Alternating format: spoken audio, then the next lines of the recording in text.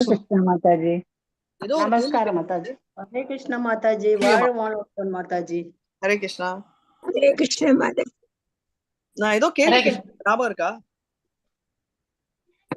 கேட்டீங்க மாதாஜி. ஞாபகம் எல்லாம் பதில் எப்படி ஞாபகம் இருக்கும்? அதுவும் பிரேமா மாதாஜி 2 தடவை கேட்டீங்க. ஆமா, கொஸ்டின் மறந்துட்டேன் மாதாஜி. நான் நினைச்சு பார்த்துட்டே இருக்கேன், என்னன்னே தெரியல.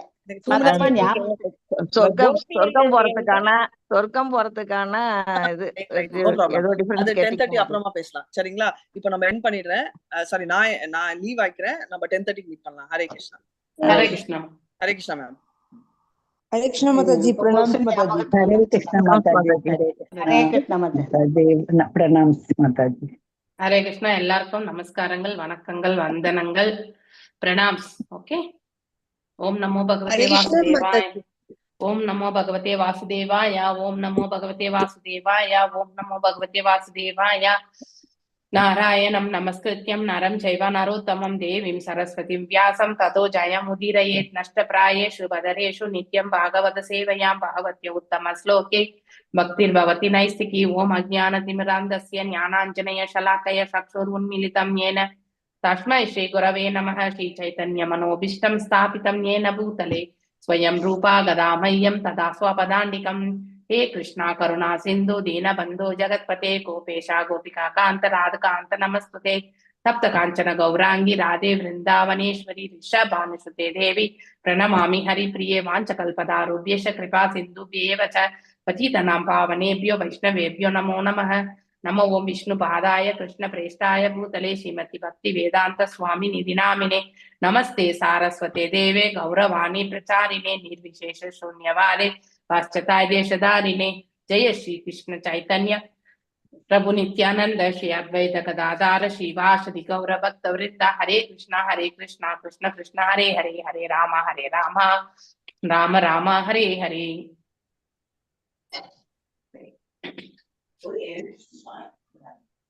ஹரே கிருஷ்ணா.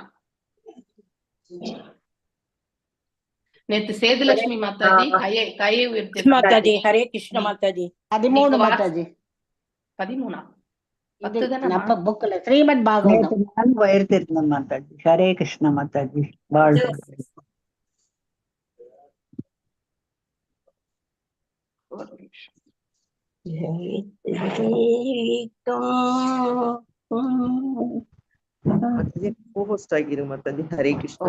ஹரே கிருஷ்ணா.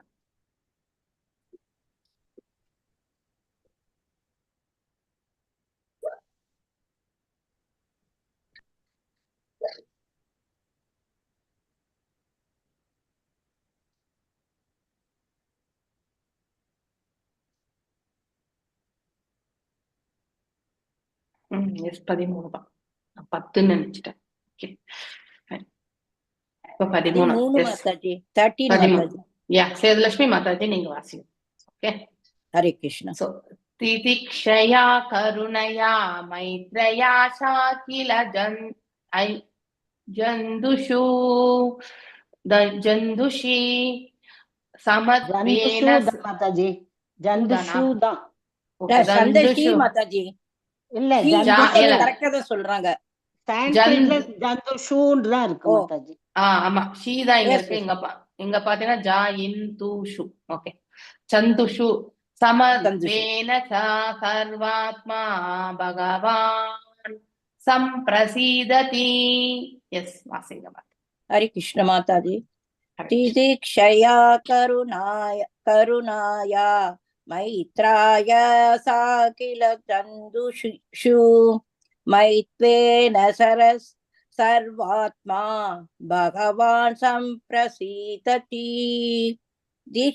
திதிக்ஷயா பொறுமையால், கருணாயா கருணையால், மைத்ராயா நட்பினால், ச மேலும், அகிலம் ஜந்துஷு உயிர்களிடத்து, சமத்வேன சமத்துவம், ச மேலும், சர்வ ஆத்மா பரமாத்மா, பகவான் முழுமுதற் கடவுள், பிரசீததி மிகுந்த திருப்தி உருவார். மொழிபெயர்ப்பு. பகவான் தனது பக்தன் பிற உயிர்களிடத்து பொறாமை, கருணை, நட்பு, பொறுமை, கருணை, நட்பு மற்றும் சமத்துவமாக நடந்து கொள்கிறான் என்றால் மிகுந்த திருப்தி அடைகிறார். பொருளுரை. ஸ்லோகத்தின் படி நடப்பது பக்தி வாழ்வின் 2ஆம் நிலையில் இருக்கும் ஒரு வளர்ச்சி பெற்ற பக்தனின் கடமையாகும். பக்தி வாழ்வு 3 நிலைகளை உடையது. முதல் படி என்பது கோயிலில் உள்ள தெய்வ மூர்த்தங்களை ஒழுங்குமுறை விதிகளுக்கேற்ப வணங்குவதாகும். 2ஆம் படி என்பது பக்தன் தனக்கும் பகவானுக்கும் உள்ள உறவு, தமக்கும் பிற பக்தர்களுக்கும் உள்ள உறவு, அறியாத மக்களிடத்து தங்களுக்குள்ள உறவு மற்றும் காழ்ப்புணர்ச்சி மிக்கோரிடம் தனக்குள்ள நேரங்களில் பக்தர்கள் காழ்ப்புணர்ச்சி மிக்கவர்களால் துன்புறுத்தப்படுகின்றன.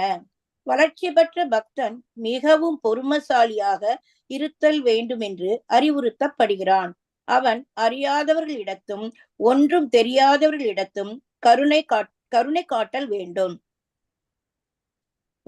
உபதேசம் செய்யும் பக்தன் அறியாத மக்களிடம் கருணை காட்டி அவர்களை பக்தி தொண்டிற்கு உயர்த்துவதற்குரியவன் ஆவான்.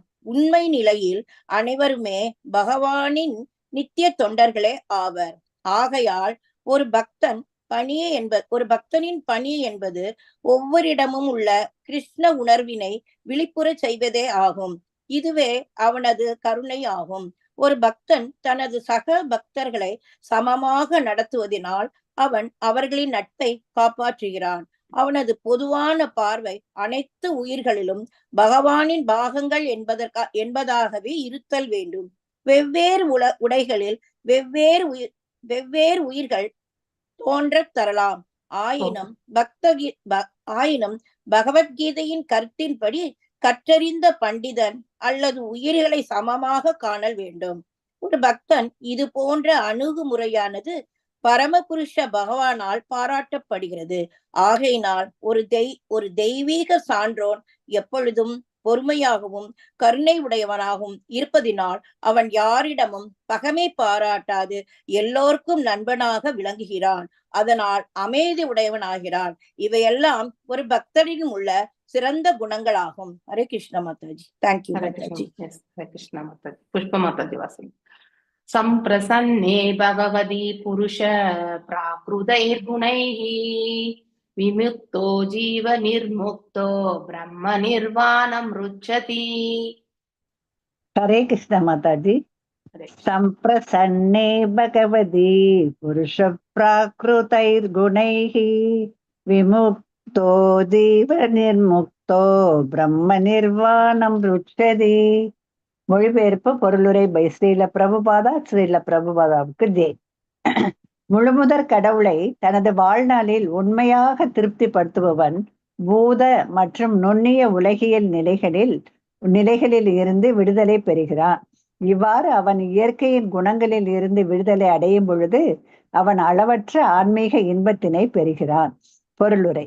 முந்தைய ஸ்லோகத்தில் ஒருவன் பிற உயிர்களை பொறுமையுடனும் கருணையுடனும் நட்புடனும் சமத்துவத்துடனும் நடத்த வேண்டும் என்று விளக்கப்பட்டு இருந்தது.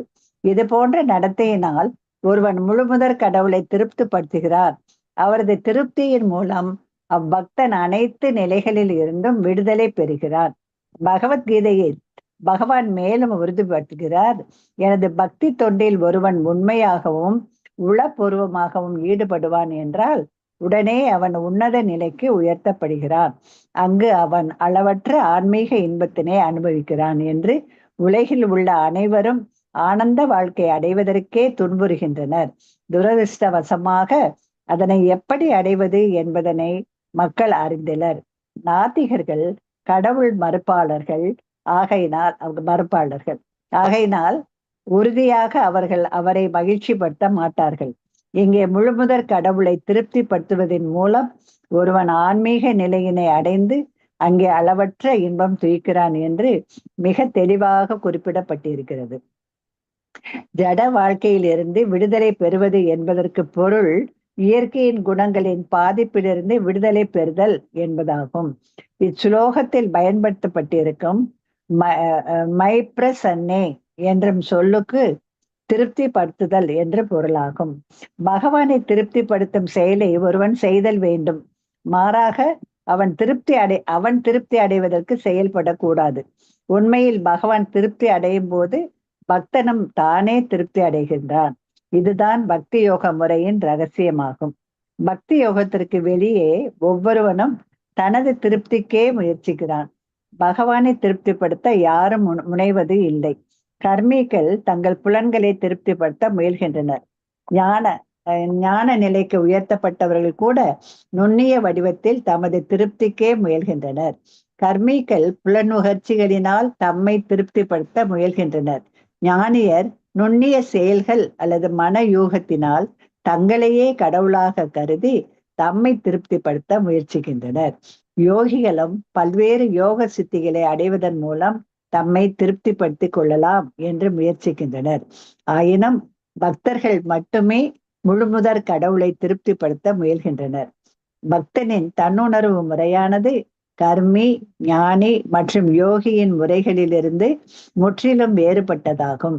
பக்தி மார்க்கம் என்பது பிற மார்க்கங்களிலிருந்து முற்றிலும் மாறுபட்டதாகும். பகவானை மகிழ்விக்க வேண்டி தனது புலன்களை பகவானின் அன்பு தொண்டில் ஈடுபடுத்தும் பக்தன் உடனடியாக உன்னத நிலையினை அடைந்து அங்கு அளவில்லாத ஆனந்த வாழ்வினை அனுபவிக்கிறான். ஹரே கிருஷ்ணா மாதாஜி. தேங்க்யூ மாதாஜி. தேங்க்யூ மாதாஜி. ஜெயந்தி மாதாஜி வாசிங். பூதைர் பஞ்சபீர் ஆரப்தைர் யோஷித் புருஷ ஏவ ஹி தயோபயாவாயத் சம்போதிர் யோஷித் புருஷோரிஹ. ஹரே கிருஷ்ணா மாதாஜி. பூதை பஞ்சபி ஆரப்தைர் யோசித் புருஷ ஏவஹி தயோர்வயாத் சம்பூதிர் யோசித் புருஷயோ இக. பூதை உலகியல் பொருள்களினால், பஞ்சபி 5, ஆரப்தை பெருகிறது, யோசித் பெண், புருஷ ஆண், ஏவ போன்று, ஹி உறுதியாக, தயோ அவர்களின், வயாத் பாலுறவு வாழ்க்கையினால், சம்பூதி மீண்டும் படைத்தல், யோசித் பெண்களின், புருஷயோ ஆண்களின், இக இப்பௌதீக உலகில். மொழிபெயர்ப்பு. பஞ்சபூதங்களினால் உலகின் படைப்பு ஆரம்பமாகிறது. இவை மூலமே ஆண், பெண் என்ற உடல்கள் உள்ளிட்ட அனைத்துமே படைக்கப்படுகின்றன. ஆண், பெண் இருவரிடையே உள்ள பாலுறவு வாழ்க்கையினால் உலகானது மேலும் விரிவடைகிறது. பொருளுரை.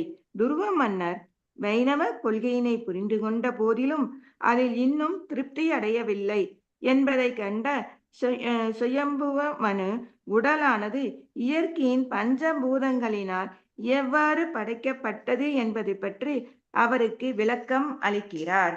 பகவத்கீதையிலும் பிரகிருதே கிரியமானானி, இயற்கையின் குணங்களினாலேயே அனைத்தும் ஆக்கவும் காக்கவும் அழிக்கவும் படுகின்றன என்று இது மேலும் உறுதிப்படுத்தப்பட்டிருக்கிறது.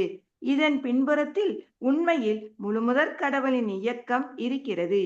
இதுவும் கூட பகவத்கீதையில் மாயா அக்ஷேன என்று உறுதிப்படுத்தப்படுகிறது. 9வது அத்தியாயத்தில் கிருஷ்ணர் எனது கண்காண்பின் கீழே ஜட இயற்கை செயல்படுகின்றது என்று கூறுகிறார். சுவாயம்பு மனு துருவ மன்னரிடம் அவரது சகோதரனின் உடலில் மரணமானது உண்மையில் அக்ஷனின் தவறினால் நேர்ந்ததல்ல, அது இயற்கையின் செயலினால் விளைந்தது என்று அவரை வசியப்படுத்த விரும்புகிறார். முழுமுதற் கடவுள் எண்ணிலடங்காத பல்வேறு சக்திகளை உடையவர். அவை அனைத்தும் பல்வேறு பூத மற்றும் நுண்வழிகளில் செயல்படுகின்றன. இவை போன்று ஆற்றல் மிகு சக்திகளினாலேயே இப்பிரபஞ்சம் படைக்கப்பட்டது. ஆயினும் மேம்போக்காக நிலம், நீர், நெருப்பு, வாயு மற்றும் வானம் என்றும் 5ஐ தவிர வேறெதினாலும் அது படைக்கப்படவில்லை என்பது போல தோன்றுகிறது. இதுபோல உயிர்களின் அனைத்தும் உடல்களும், அது மனிதனாயினும் தேவனாயினும் பறவையாயினும் அல்லது விலங்காயினும், இவை எல்லாம் கூட அப்பஞ்சபூதங்களினாலேயே படைக்கப்படுகின்றன. அவை தங்களுக்கிடையே கொள்ளும் பாலுறவு இணைப்பினால் உயிர்களின் தொகையினை மேலும் மேலும் பெருக்குகின்றன. இதுவே படைத்தல், காத்தல், அழித்தல் என்பதற்கான வழிமுறையாகும். இம்முறையில் ஒருவன் இயற்கையின் அலைகளினால் துன்புறுதல் கூடாது. துருவ மன்னர் மறைமுகமாக தனது சகோதரனின் மரணத்தினால் துக்கமுறுதல் கூடாதென்றும், உடலுடன் நமக்குள்ள உறவானது முற்றிலும் உலகியல் ஆனது என்றும் அறிவுறுத்தப்படுகிறார். உண்மையான ஆத்மாவானது யாராலும் கொல்லவோ அல்லது அழிக்கவோ முடியாததாகும். ஹரே கிருஷ்ண மாதாஜி. தேங்க்யூ மாதாஜி. ஹரே கிருஷ்ணா. ஹரே கிருஷ்ண மாதாஜி. கலாவதி மாதாஜி அடுத்த ஸ்லோகம். ஏம் பிரவர்த்ததே சர்க்க ஸ்திதி சம்யமயேவ ச குண வ்யதிகாராத் ராஜன் மாயயா பரமாத்மனஹ. हरे कृष्णा माता जी। एवं प्रवर्तते संग सर्ग स्थिति संयम एव च गुण व्यधिकारत राजन् मायया परमात्मनः. ஏவம் இவ்வாறு பிரவர்த்ததே ஏற்படுகிறது, சர்க்க படைப்பு, ஸ்திதி காத்தல், சம்யம் அழித்தல், ஏவ உறுதியாக, ச மேலும், குண குணங்களின் வியதிகார தொடர்பினால், ராஜன் ஓ அரசனே, மாயையா மாயையினால், பரம ஆத்மனக முழுமுதற் கடவுளின் மொழிபெயர்ப்பு. மனு தொடர்ந்து கூறலுற்றார். அன்பார்ந்த துருவ மன்னனே, முழுமுதற் கடவுளின் மாயையாகிய உலக சக்தியினாலும் மற்றும் ஜட இயற்கையின் முக்குணங்களின் தொடர்பினாலும் படைத்தலும் காத்தலும் அழித்தலும் நடைபெறுகின்றன. பொருளுரை. முதலில் உலக படைப்பானது இயற்கையின் பஞ்ச பூதங்களினால் நிகழ்கிறது. இயற்கையின் முக்குணங்களின் தொடர்பினால் காத்தலும் நிகழ்கிறது. குழந்தை பிறந்தவுடன் பெற்றோர் அதன் பாதுகாப்பில் ஈடுபடுகின்றனர். ஹரே கிருஷ்ண மாதாஜி. ஹரே கிருஷ்ணா. என்னோடது ஒர்க் ஆகுதா? யாராவது அக்னாலேஜ் பண்ணுங்க. மாதாஜி உங்க சவுண்ட் கேக்குது. உங்க வாய்ஸ் கேக்குது. கேக்குது. அவங்களுக்குள்ளதான் ஏதோ கோளாறு.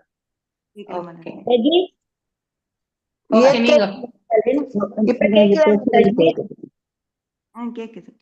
கேக்குது இல்ல? பாடுங்க. இயற்கையில் குணங்கள் தொடர்பினால் படைப்பும் காப்பும் அழிப்பும் தவிர்க்க முடியாது நிகழ்கின்றன. ஆனால் அதே சமயம் முழு முதற் கடவுளின் மேற்பார்வையின் கீழேயே எல்லாம் நடைபெறுகின்றன என்பதை நாம் அறிந்து கொள்ள வேண்டும். எல்லாமே இம்முறையின் கீழ்தான் இயங்குகின்றன. படைப்பானது ரஜோகுணத்தின் செயலினாலும், காப்பானது சத்வகுணத்தின் செயலினாலும், அழிப்பானது தமோ குணத்தின் செயலினாலும் ஏற்படுகிறது. சத்வகுணம் எய்த பெற்றவன் ரஜோகுணம் மற்றும் தமோகுணம் உடையாரை காட்டிலும் அதிக நாள் வாழ்கிறான் என்பதை நாம் பார்க்கிறோம். அதாவது சத்வகுணம் பெற்றவன் தேவலோகத்திற்கு உயர்த்தப்படுகிறான். அங்கு வாழ்நாளானது மிகவும் நீண்டதாகும். ஊர்த்வம் கச்சந்தி சத்வதாக சத்வ குணத்தை உடைய தேவலோகத்திற்கு உயர்த்தப்படுகின்றனர். இயற்கையின் குணங்களை கடந்த சுத்த சத்வ குணத்தினை எய்த பெற்றவர்கள் ஆன்மீக உலகில் நித்திய வாழ்வினை எய்துகின்றனர். Hare Krishna Mataji. Thank you Mataji. Hare Krishna Mataji. S Mallika Mataji last ஸ்லோகம் வாசிங்கோ. நிமித்த மாத்திரம் தத்ராசுன் நிர்குண புருஷர்ஷப व्यक्तावदक्तम् इदं विश्वं यत्र ब्रह्मदि लोहवत्. हरे कृष्ण माताजी. निमित्त मात्रं तत्रासु निर्गुण पुरुषर्षभ व्यक्ता व्यक्तम् इदं विश्वं यत्र ब्रह्मदि लोहवत्. நிமித்த மாத்திரம் நிமித்த காரணம், தத்ர அங்கு, ஆசுத் இருந்தது, நிர்குண மாசுராத, புருஷ ருஷப பரமபுருஷர், வியக்த தோற்றம், அவ்வியக்தம் தோன்றாதது, இதம் இந்த, விஸ்வம் உலகம், எத்திர எங்கு, பிரமதி நகர்தல், லோகவத் இரும்பு போன்ற. மொழிபெயர்ப்பு. All glories to Srila Prabhupada. Srila Prabhupada கி ஜெய். முழுமுதற் கடவுள் இயற்கையின் குணங்களினால் மாசுடையாதவராக விளங்குகின்றார். உலக படைப்பை பொறுத்த மட்டிலும் அவர் நிமித்த காரணமாகவே இருக்கின்றார். அவர் தன் தூண்டுதலை அளிக்கும் பொழுது மேலும் பல காரணங்களும் விளைவுகளும் உற்பத்தியாகின்றன. அதனால் இவ்வுலகம் முழுவதும் காந்தத்தின் ஒட்டுமொத்த சக்தியினால் இரும்பு நகர்வதை போன்று நகர்கின்றது. பொருளுரை: முழுமுதற் கடவுளின் புறசக்தி உலகில் எவ்வாறு தொழில்படுகிறது என்பது இச்லோகத்தில் விளக்கப்பட்டிருக்கிறது. அனைத்தும் பரமபுருஷ பகவானின் சக்தியின் பேரிலேயே நிகழ்கின்றது. முழுமுதற் கடவுளே படைப்பின் மூல காரணர் என்பதை ஏற்றுக்கொள்ளாத நாத்திகவாதிகள் பல்வேறு வகை பௌதிக பொருட்களின் செயல்கள் மற்றும் எதிர் செயல்களினால் இவ்வுலகம் அசைகிறது என்று கருதுகின்றனர். பொருள்கள் ஒன்றோடொன்று செயல்படுவதற்குரிய சிறிய உதாரணம், சோடாவையும் அமிலத்தையும் கலக்கும் பொழுது நுரைத்தெழும் அசைவு ஏற்படுகின்றது. ஆனால் இது போன்ற இரசாயன தொடர்பினால் ஒருவன் உயிர்களை படைத்துவிட முடியாது. 84 லட்சம் உயிரினங்கள் பல்வேறு ஆசைகளுடனும் செயல்களுடனும் இருக்கின்றன. பருவுலக சக்தியானது எவ்வாறு தொழில்படுகின்றது என்பதை இரசாயன எதிர்வினைகளின் அடிப்படையில் விளக்க முடியாது. இதற்கு பொருத்தமான உதாரணமாக திகழ்வது குயவனும் அவனது சக்கரமுமே ஆகும். குயவனின் சக்கரம் சுழலும் பொழுது பல்வகையான மண்பானைகள் வெளிவருகின்றன.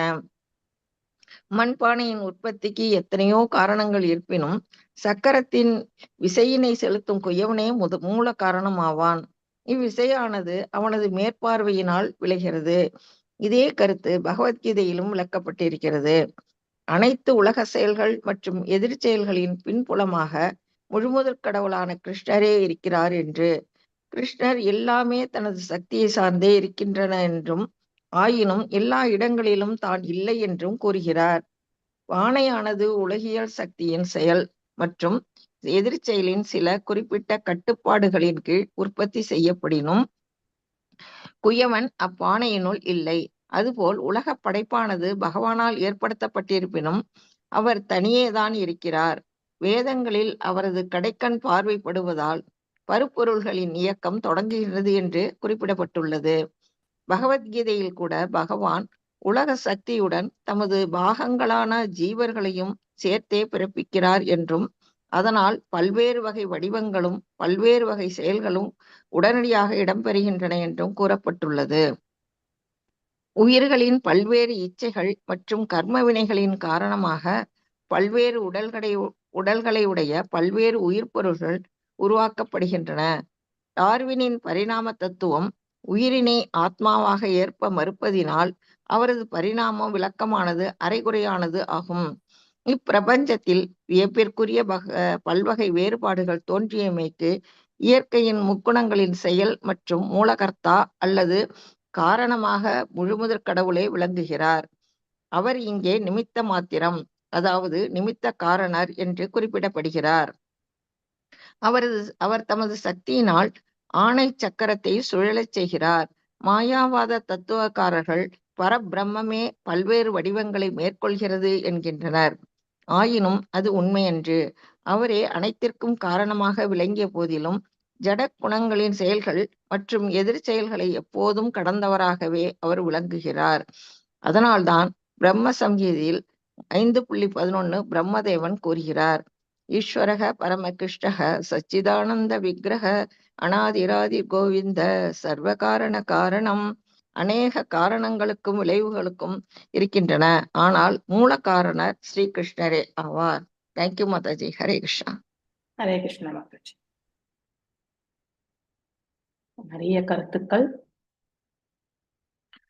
திதிக்ஷயா கருணயா மைத்ரா சாகில ஜந்துஷு சமத்வேன சா சர்வாத்மா பகவான் சம்பிரசீததி.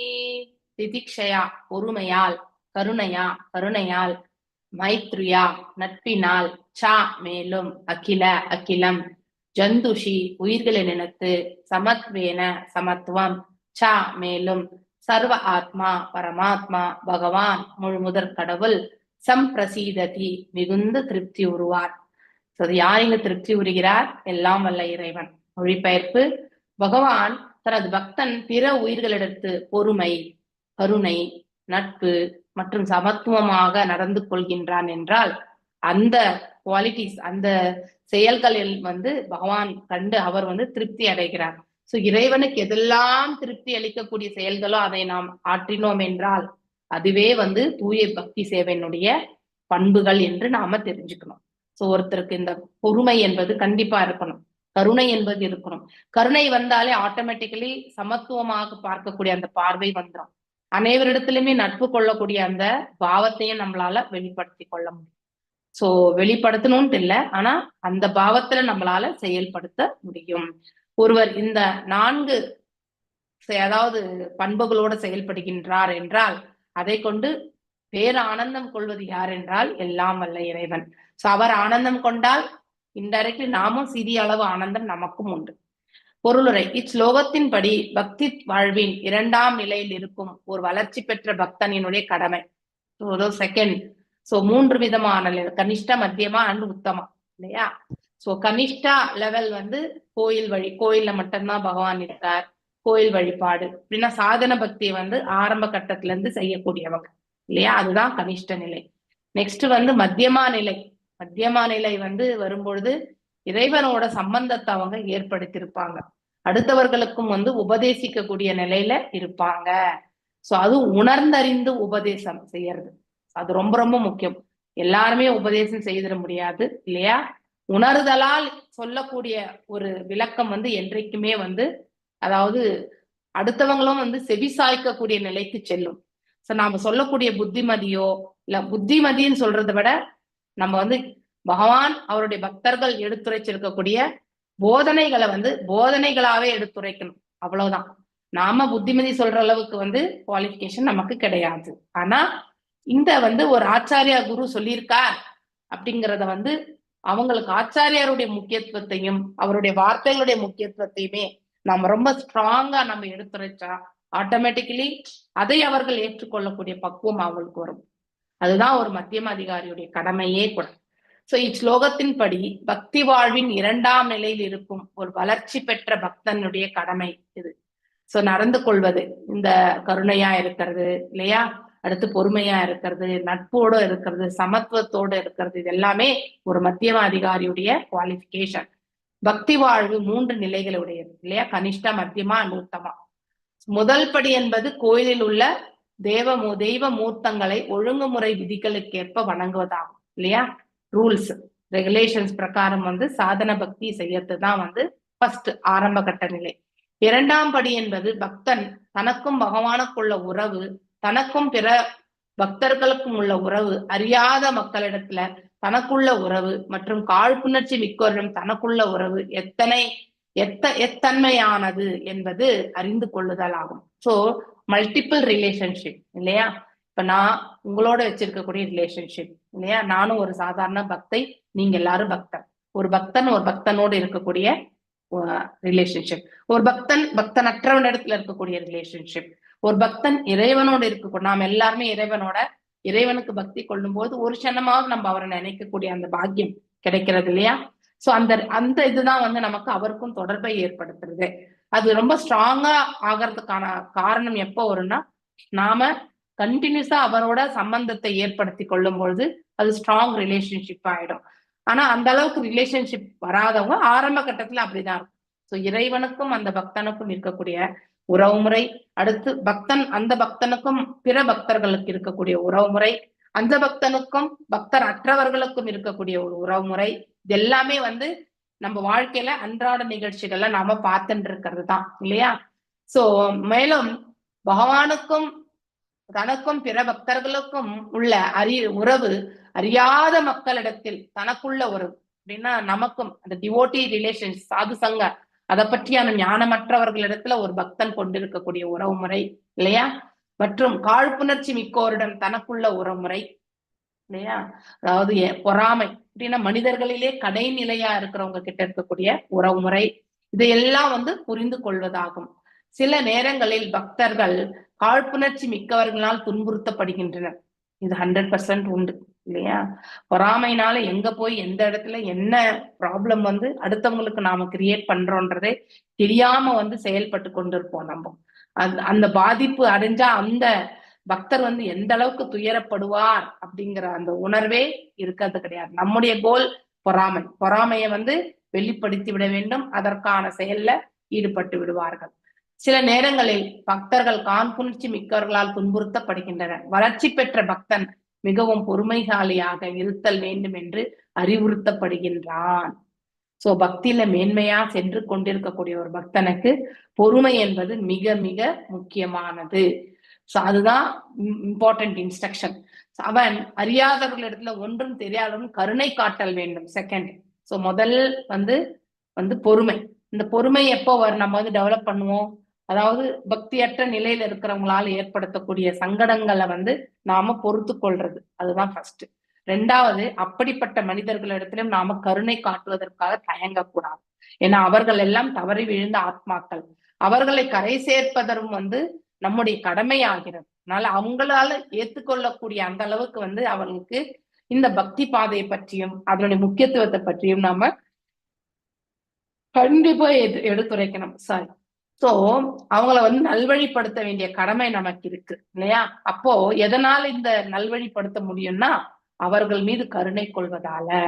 சோ அந்த கருணை கொண்டு அவர்களுக்கு இறைவனுடைய பக்தி தொண்டை எடுத்துரைக்கும் பொழுது அவர்களோட ரிலேஷன்ஷிப்பையும் நாம ஏற்படுத்துறோம்.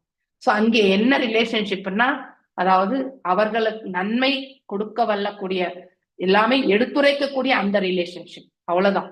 அங்கே நம்ம பண்டமாற்று முறையெல்லாம் எதுவும் கிடையாது. ஏன்னா கீழான இயல்புடையவர்களிடத்துல நாம பெர்மனன்ட் ரிலேஷன்ஷிப் இந்த அவங்களுடைய பாஷையில இருந்து நாம பௌதீகத்துல நாம் ஏற்படுத்தி கொண்டால் நாமளும் நம்முடைய நிலையில இருந்து இறங்க வேண்டியதாயிடும். அங்கே வெறுமனே ஒரு டிவோட்டி ரிலேஷன்ஷிப் மட்டும் தான் இருக்கணுமே ஒழிய ஃப்ரெண்ட் என்ற முறையில ரிலேஷன்ஷிப் நாம எடுத்துட்டு போகவே முடியாது. அதையும் தாண்டி இல்லையா எத்தனையோ ரசங்கள் இருக்கிறது இல்லையா, அந்த மாதிரி ஒரு ரிலேஷன்ஷிப் எல்லாம் நாம எடுத்துட்டு போக முடியாது. அவ்வாறு அந்த மாதிரி ரிலேஷன்ஷிப்பை நாம எடுத்துட்டு போனோம்னா நாமளும் பக்தி பாதையிலிருந்து தவறி விழத்தான் வேண்டும். அதனால there should be only supportive. ஒரு பக்தன் இன்னொருத்தரை பக்தனாக்கும் பொருட்டு அவருக்கு செய்யக்கூடிய சகாயம், அவ்வளவுதான். ஓகே, அது கருணையால முடியும். காட்டி பக்தி தொண்டருக்கு உயர்த்துவதற்குரியவன் ஆவான். உண்மை நிலையில் அனைவருமே பகவானின் நித்திய தொண்டர்கள் தான். we are all eternal servants தான் பகவானுக்கு. நாம எல்லாம் அவருடைய உடல் ஏதாவது பின்ன பகுதிகள் என்பதை நாம படிச்சிருக்கோம். ஆனால் நித்தியமாக தொண்டு இழைப்பதுதான் நமக்கு இருக்கக்கூடிய தலையாய கடமை. ஆனால் அதை நாம மறந்திருப்போம். அதாவது தொண்டர்களே, ஆகையினால் ஒரு பக்தனின் பணி என்பது ஒவ்வொருடமும் உள்ள கிருஷ்ண உணர்வினை விழிப்புறச் செய்வதாகும். சோ அவங்கள அந்த awakening of the Krishna conscious செய்யறதுதான் நம்முடைய கடமை. இதுவே அவனது கருணையாகும். தட் இஸ் ஹவ் நம்ம ஒருத்தருக்கு கிருஷ்ண உணர்வு கொடுக்கறதுக்கான முயற்சி நம்ம ஈடுபட்டு அவங்கள கிருஷ்ண உணர்வுல செல்வதற்கான மார்க்கத்தை ஏற்படுத்தி கொடுத்திருந்தா அதுதான் கருணை, கம்பேஷன். ஓகே, மேலும் இதுவே அவனது கருணையாகும். ஒரு பக்தன் தன் சக பக்தர்களை சமமாக நடத்துவதால் இல்லையா, வித்யா வினய சம்பன்னே பிராமணே கவியஸ்தனி. சோ அப்படி பார்க்கும்பொழுது சண்டாளமா இருக்கிறவங்களா இருந்தாலும் கூட, நாயை தின்பவனாக இருந்தாலும் கூட அவனையுமே அவனுடைய ஹிருதயத்திலுமே பரமாத்மா இருக்கின்றார் என்பதை உணர்ந்து அவனையுமே சமமாக பாவிக்கக்கூடிய அத்தகைய ஒரு பாவத்தை வளர்த்து கொள்ள வேண்டும். சோ அவர்களிடம் நட்பை காப்பாற்றுகின்றான். அவனது பொதுவான பார்வை அனைத்து உயிர்களும் பகவானின் பாகங்கள் என்பதற்காகவே இருத்தல் வேண்டும். சோ ஸ்பெஷல் அட்டென்ஷன் ரிலேஷன்ஷிப் தேவை கிடையாது. they are all eternal servants of the supreme இல்லையா? எல்லாம் வல்ல இறைவனுடைய நித்திய தொண்டர்கள் தான் எல்லாருமே. அப்படிங்கிற ஒரு உணர்வை அவங்க ஹிருதயத்துல நாம ஏற்படுத்தணும். அது ரொம்ப ரொம்ப முக்கியமானது. ஆயினும் பகவத்கீதையின் கருத்துப்படி கற்றறிந்த பண்டிதன் அனைத்து உயிர்களையும் சமமாக காண வேண்டும். அதுதான் 5.81 ஸ்லோகம். மேலும் ஒரு பக்தனின் இது போன்ற அணுகுமுறையானது பரமபுருஷ பகவானால பாராட்டப்படுகிறது. அப்படின்னா எல்லாருடைய முன்னேற்றங்களுமே ஆன்மீக பாதையில ஒருத்தர் செய்வதற்கான முயற்சி செய்து அதுல முன்னேற்றம் அடைகிறாரோ அதை கண்டு பகவான் ஆனந்தம் படுகிறார். சோ ஆகையினால் ஒரு தெய்வீக சான்றோன் எப்போதும் பொறுமையும் கருணையும் உடையவனாக இருப்பதால் அவன் யாரிடமும் பகமை பாராட்டாது எல்லோருக்கும் நண்பராக விளங்குகின்றான். அதாவது எந்த பேதபாவம் பார்க்காம எல்லோரையுமே சமநோக்கோட காணக்கூடிய அந்த பக்குவம். சோ அப்படிப்பட்ட ஒரு நண்பன் அவன் நண்பனாக விளங்குகிறான். மேலும் அவன் அதனால் அமைதியுடையவனாகவும் ஆகிறான். அப்ப அவன்கிட்ட ஆரவாரமே இருக்காது இல்லையா? அமைதி, பொறுமை எல்லாமே இருக்கிறதுனால இவையெல்லாம் தான் ஒரு பக்தனும் உள்ள சிறந்த குணங்கள். இந்த குவாலிட்டிஸ் தான் இறைவன் நம்ம கிட்ட எதிர்பார்க்கிறார். ஓகே. சம்பிரசன்னே பகவதி புருஷ பிராகிருதைர் குணைஹி விமுக்தோ ஜீவ நிர்முக்தோ பிரம்ம நிர்வாணம் ருச்சதி. சம்பிரசன்னே திருப்தி அடைவதனால், பகவதி முழுமுதற் கடவுள், புருஷ ஒரு மனிதன், பிரகிருதை ஜட இயற்கையில், குணங்களிலிருந்து, ஜீவ நிர்முக்த நுண்ணுடலிலிருந்தும் அதாவது சூக்ஷ்மம் கூட விடுதலை பெறுகிறார்கள். பிரம்ம அளவில்லாத நிர்வாணம் ஆனந்த இன்பம் ஆன்மீக இன்பம் ருச்சதி அடைவர். முழுமுதற் கடவுள் தனது வாழ்நாளில் உண்மையாக திருப்திப்படுத்துபவன். பூத மற்றும் அதாவது கிராஸ் அண்ட் ஷட்டில் பாடி, அதாவது ஸ்தூலம் மற்றும் சூக்ஷ்மம், அந்த நுண்ணிய உலகியல் நிலைகளில் இருந்து விடுதலை பெறுகிறான். அப்படின்னா ஆத்ம நிலையை அவன் அடைகின்றான் என்று பொருள். இவ்வாறு அவன் இயற்கையின் குணங்களிலிருந்து விடுதலை அடையும் பொழுது அவன் அளவற்ற ஆன்மீக இன்பத்தினை பெறுகின்றான். அன்லிமிட்டெட் இல்லையா, டிரான்ஸ்டென்டல் பிளஷர் அவங்களுக்கு கிடைக்கிறது. தெய்வீகமான அந்த உணர்வு அவர்களுக்கு ஏற்படுத்தப்படுகிறது. முந்தைய ஸ்லோகத்தில் ஒருவன் பிற உயிர்களிடம் பொறுமையுடனும் கருணையுடனும் நட்புடனும் சமத்துவத்துடன் நடத்த வேண்டும் என்று விளக்கப்பட்டிருந்தது இல்லையா? இது போன்ற நடத்தையினால் வரக்கூடிய வெளிப்பாடு என்னவா இருக்கும்னா, ஒருவன் முழுமுதற் கடவுளை திருப்திப்படுத்துகிறான். சோ மேலும் அவரது திருப்தியின் மூலம் அப்பக்தன் அனைத்து நிலைகளில் இருந்தும் விடுதலையும் பெறுகிறான். அப்படின்னா இந்த இயற்கையினுடைய 3 குணங்களிலிருந்தும் அவர் அதாவது அவர் விடுதலை பெறுகின்றார். அப்படின்னா சுத்த சத்துவ நிலைக்கு அவன் செல்கின்றான் என்ற அர்த்தம். பகவத்கீதையில் பகவான் மேலும் உறுதிப்படுத்துகிறார், எனது பக்தி தொண்டில் உள்ள ஒருவன் உண்மையாகவும் உளப்பூர்வமாகவும் ஈடுபடுவான் என்றால் உடனே அவன் உன்னத நிலைக்கு உயர்த்தப்படுகின்றான். இங்கு அவன் அளவற்ற ஆன்மீக இன்பத்தை அனுபவிக்கின்றான் என்று. இதுதான் பகவான் சொல்றார். கெட் ரைஸ் திரைகுண்ய விஷயா நிஸ்ரைகுண்யோ பவ அர்ஜுனா இல்லையா? அர்ஜுனருக்கு பகவான் சொல்றார், 3 குணங்களை கடந்து எழுந்து செயல்படுவாயாக, அதாவது வெற்றி கொள்வாயாக இல்லையா?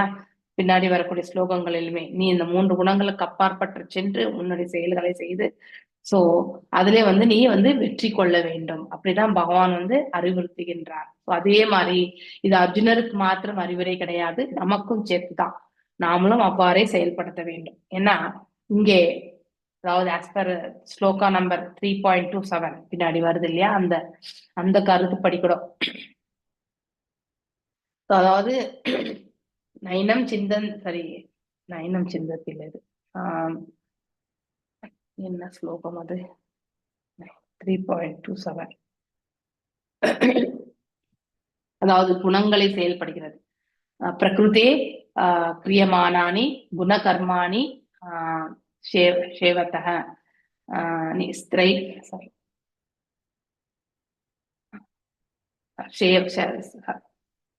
பிரகிருதே கிரியமானானி குணகர்மாணி அகங்கார விமூடாத்மா கர்த்தாகம் இதி மன்யதே. விமூடாத்மா கர்த்தாகம் இதி மன்யதே. அதாவது அகங்காரத்தோட இல்லையா, விமூட ஆத்மா, விமூடா மீன்ஸ் அதாவது புத்தியற்ற நிலையில் அஞ்ஞானத்தில் இருக்கக்கூடியவன் இல்லையா, விமூட ஆத்மா கர்த்தாகம் இதி மன்யதே, அதாவது தான் செய்கின்றேன் என்ற அந்த உணர்வு ஏற்படுத்துகிறது இல்லையா. அது அந்த ஒரு செயல் அது. இங்க நம்ம அதாவது என்னெல்லாம் நம்ம புரிஞ்சுக்க ஆரம்பிக்கணும்னா, நாம ஒரு ஆத்மா, இந்த ஸ்தூலம் மற்றும் சூக்ஷ்ம உடல் தற்காலிகமானது. அந்த 2 உடலில் இருந்துமே நாம கண்டிப்பாக விடுதலை பெறணும் அப்படிங்கிற ஒரு உணர்வு நமக்கு கண்டிப்பா ஏற்படுத்திக்கணும். அதாவது இந்த ஸ்தூலத்தை நாம ஒரு காலகட்டத்துல விட்டதான் செய்யணும். அது ஆட்டோமேட்டிக்கலி நமக்கு மரணத்தின் மூலியமாக நம்ம விட்டு போறோம். ஆனா அந்த சூக்ஷ்மத்தை நாம விடுறது கிடையாது இல்லையா. எப்ப நாம அதை விட முடியும்னாக்கா, நாம அதாவது இந்த இயற்கையினுடைய 3 குணங்கள் தான் செயல்படுகிறது. அதோட அதாவது இந்த பௌதிக உலகத்தினுடைய இருக்கக்கூடிய அகங்காரம் எனக்கூடிய அந்த பண்பினால நான் எனக்கூடிய அந்த தன்மை நமக்கு ஏற்படுத்தப்படுகிறது. இன்னைக்கு அங்க பாகவதம் கிளாஸ்ல கூட ஐ மைன் பத்தி தான் வந்து சொல்லப்பட்டிருக்குது. என்னுடையது இல்லையா, என் நாடு, என் மக்கள், என் மனை இல்லையா, இப்படிதான் நம்முடைய அந்த ஃபீலிங் எல்லாம் நம்ம எடுத்துட்டு போறோம். எல்லாம் நான், எனது. சோ இங்க உரிமை கொண்டாடுவதற்கு என்று எதுவுமே கிடையாது இல்லையா. இது எல்லாம் இறைவனுடையது. இது இறைவனால் படைக்கப்பட்ட ஒரு உலகம் இது இல்லையா. இந்த ஜீவராசிகள் எல்லாமே இறைவனால் படைக்கப்பட்டவர்கள். சோ இப்படி அந்த பாவத்தை நாம கொண்டு வரணும். அதை விடுத்து பொது உடைமையா இருக்கக்கூடிய அந்த பாவத்தை நாம கண்டிப்பா கொண்டு வரணும். ஆனா இங்க நாம அந்த ஒரு பாவத்தை கொண்டு வரதே கிடையாது. நம்ம அது மிக மிக குறைவானது. சோ எல்லாருக்குமே இருக்கிறது இல்லை. அங்கு அளவற்ற ஆன்மீகத்தை, அதாவது எனது பக்தி தொண்டில் ஒருவன் உண்மையாகவும், தட் இஸ் இன் ட்ரூத் இல்லையா, மனஸ்பூர்த்தியா உளப்பூர்வமாகவும் ஈடுபடுவான் என்றால் உடனே அவன் உன்னத நிலைக்கு உயர்த்தப்படுகிறான், அதாவது ஹையர் லெவல்ஸ். மேலும் அங்கு அவன் அளவற்ற ஆன்மீக இன்பத்தினை வந்து அனுபவிக்கின்றான் என்று சொல்லப்படுகிறது. சோ அதாவது பேரானந்தத்தை அவன் அனுபவிக்கிறான். உலகில் உள்ள அனைவரும் ஆனந்த வாழ்க்கை அடைவதற்கே துன்புறுகின்றனர். அதாவது பௌதீக உலகத்துல பௌதீக செயல்கள்ல நாம் செய்யக்கூடிய விளைவுகள் வந்து அவுட்கம் நல்லபடியா இருக்கணுன்றதுக்காக நாம நம்முடைய உடல் மனசு எல்லாத்தையுமே வருத்தி நாம் அதற்கு செயல்படுகின்றோம். துரதிருஷ்டவசமாக அதனை எப்படி அடைவது என்பதை மக்கள் வந்து அறிந்தினர். சோ சந்தோஷம் என்பது எவ்வாறு அடையப்பெறணும்ன்றது வந்து எது நித்தியமான சந்தோஷத்தை கொடுக்கும். சோ இறை தொண்டு ஒன்றுதான். அதை கொண்டு நாம வந்து திருப்தி விடுறதும் அதை கொண்டு ஆனந்தம் கொள்றதுக்கு நாம பழகிக்கணும். ஆனா உலகாயுத ரீதியில செய்யக்கூடிய செயல்களால நாம் திருப்தி கொள்வது என்பது அது தற்காலிகமானதுதான். சில காலம், சில மணி நேரம் கூட இருக்கலாம், சில நொடிகள் கூட இருக்கலாம். அதுக்கப்புறம் நாம அந்த சந்தோஷமே நம்ம மனசுல இருக்காது. அதை பற்றி எண்ணினால் ஒழிய இல்லையா. சோ இங்கே முழுமுதற் கடவுளை திருப்திப்படுத்துவதன் மூலம் ஒருவன் ஆன்மீக நிலையினை அடைந்து அங்கே அளவற்ற இன்பம் துய்கின்றான் என்று மிக தெளிவாக குறிப்பிடப்படுகிறது. இது 100% ரைட். எவ்வாறு நம்முடைய புலன்களை திருப்திப்படுத்துறதுக்கு நாம் செயல்பட்டால் அது நிரந்தரமற்ற ஆனந்தத்தை கொடுக்கிறதோ, இறைவனுடைய புலன்களை திருப்திப்படுத்துவதற்காக ஆற்றக்கூடிய காரியம் எப்பொழுதுமே நித்தியமான ஒரு ஆனந்தத்தை வந்து ஏற்படுத்த வல்லது. சோ மேலும் ஜட வாழ்க்கையிலிருந்து விடுதலை பெறுவது என்பதற்கு பொருள் இயற்கையின் குணங்களின் பாதிப்பிலிருந்து விடுதலை பெறுதல் ஆகும். 100%. இந்த பௌதிக உலகத்துல இருந்து நாம விடுதலை பெறணும்னா நாம இந்த இயற்கையினுடைய 3 குணங்களில் இருந்து, அதுதான் அந்த திரைகுண்ய விஷயா அதுன்னு நாம் சொன்னது. அடுத்து பிரகிருதி கிரியமானி கூட அந்த ஒரு இதுதான். சோ ஏன்னா நம்ம இந்த இயற்கையினுடைய 3 குணங்கள்ல தான் நம்ம வந்து செயல்பட்டு கொண்டிருக்கிறோம். So when we rise above the 3 modes இல்லையா, எழுந்துருன்னு சொல்லிட்டு பார்த்தனுக்கு சொல்றார் 2nd chapterல பகவத்கீதையில இல்லையா. சோ அந்த மாதிரி we should realize இதை வந்து நாம உணர்ந்து அறியணும். இந்த பௌதீகத்துல நம்ம எந்த அளவுக்கு நம்மளுடைய ஈடுபாடுகளை வச்சிருக்கிறோமோ அதே அளவுக்கு நம்முடைய ஆசைகளும் அதனோட நாம பின்னி பிணைத்திருக்கின்றோம் என்று அர்த்தம். அதை நாம புரிஞ்சு கொள்றதுக்கு முயற்சி செய்வதே கிடையாது. இஸ்லோகத்தில் பயன்படுத்தப்பட்டிருக்கும் சம்பிரசன்னே என்னும் சொல்லுக்கு திருப்திப்படுத்துதல் என்று பொருளாகும். பகவானை திருப்திப்படுத்தும் செயல் ஒருவன் செய்தல் வேண்டும். மாறாக அவன் அவன் திருப்தி அடைவதற்கு செய்யப்படக்கூடாது இல்லையா. இறைவனை திருப்திப்படுத்தக்கூடிய செயல்கள் தான் நாம் செய்யணும். நாம திருப்தி அடையக்கூடிய செயல்களுக்காக நாம் முயற்சி செய்தா அந்த திருப்தியும் வந்து காலத்தோட வந்து ஒன்று இருக்கக்கூடிய ஒன்று. அது சில காலம் மட்டும்தான் நம்மளால திருப்தி கொள்ள முடியும். மேலும் வந்து அதனுடைய பலன்களுக்கு நாம வந்தப்படுகின்றோம். அது 2வது. 3வது வந்து அந்த பலன்களுடைய விளைவுகளை நாம் அனுபவிக்கிறதுக்கு மீண்டும் இந்த இடத்துல பிறவி எடுக்கவும் வேண்டும். சோ இப்படி அது போயிட்டே இருக்கும் அந்த சைக்கிள் வந்து இல்லையா. அதனால நாம் மாற்றக்கூடிய தர்ம காரியங்களா இருந்தாலும் கூட அதனால நாம தான் செய்தோம் அப்படிங்கிற அந்த அகங்காரத்தை வந்து நாம கண்டிப்பா விட்டுறணும். சோ அது நமக்கு என்னைக்குமே வந்து நன்மை பயக்காது. சோ அது அனைத்துமே இறைவன் தால் சமர்ப்பிக்கப்பட்டது ஒன்று என்று நாம நினைக்கிறோம். சோ இச்லோகத்தில் பயன்படுத்தப்பட்டிருக்கும் சம்பிரசனை என்னும் சொல் திருப்திப்படுதல் என்பது பொருளாகும். பகவானை திருப்திப்படுத்தும் செயல் ஒருவன் செய்தல் வேண்டும். மாறாக அவன் திருப்தி அடைவதற்கு அவன் கண்டிப்பாக செயல்படக்கூடாது.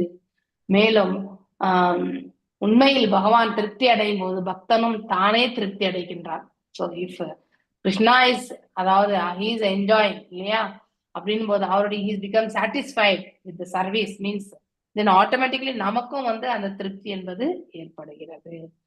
மேலும் இதையே வந்து பக்தி யோகத்தினுடைய மிகவும் ரகசியமானது என்று அந்த பகுதியாக சொல்லப்பட்டிருக்கு. மேலும் பக்தி யோகத்திற்கு வெளியே ஒவ்வொருவரும் தனது திருப்திக்காக, அதாவது பௌதிகத்துல எல்லாமே நம்முடைய திருப்திக்காக நம்ம செய்யறோம், ஆன்மீகத்துல இறைவனுடைய திருப்திக்காக செய்யறோம். ஆனா அதே பௌதிகத்தை நாம பக்குவமாக செயல்படுத்துவோம் என்றால் அங்கேயே ஆன்மீகமும் குடிக்கொள்கிறது. சோ நம்ம தனியா செப்பரேட்டா ஆன்மீகத்துக்கு நாம் முயற்சி செய்ய வேண்டியதே இல்லை. ஆன்மீகத்தை செய்யும் பொழுதே பக்குவம் அடைந்த பௌதிக செயல்களை நாம் ஆற்றினோம் என்றால் அதுவே நமக்கு பக்குவத்தை கொடுக்கும். சோ கர்மிகள் எல்லாமே புண்ணிய பலன்களை இல்லையா அதாவது அதை அடையணும், அதனால அவர்கள் நன்னிலை பெறணும்னு முயற்சிக்கிறாங்க. ஞானிகள் ஞானத்தை அபிவிருத்தி செய்து தங்களுடைய கற்பனைக்கேற்றவாறு ஒன்றை அவர் உணர்ந்து அதை எடுத்துரைக்கிறார். உண்மையிலே அது ஞானமாக கருதப்படவே மாட்டாது. மேலும் கர்மிகள் புலனுணர்ச்சியால் தம்மை திருப்திப்படுத்தி முயற்கின்றனர். ஞானிகள் நுண்ணிய செயல்கள், அதாவது சூக்ஷ்ம செயல்கள், கண்ணுக்கே புலப்படாத செயல்கள் அல்லது மனயுகத்தினால் தங்களையே கற்பனையால தங்களையே கடவுளாக கருதி தம்மை திருப்திப்படுத்த முயற்சிக்கின்றனர். ஸோ திஸ் இஸ் ஹவ், ஏன்னா நாம எல்லாமே தெரியும் அப்படிங்கிற அந்த அகங்காரம் தான்.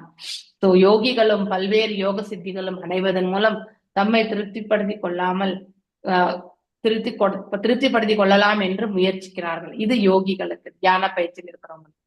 ஆயினும் பக்தர்கள் மட்டுமே முழுதற் கடவுளை பாத்தீங்கன்னா திருப்திப்படுத்த முயல்கின்றனர்.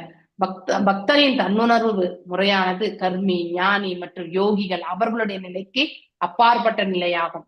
சோ முற்றிலும் மாறுபட்டதும் ஆகும். பகவானை மகிழ்விக்க தனது புலன்களை பகவானின் அன்பு தொண்டில் ஈடுபடுத்த வேண்டும்.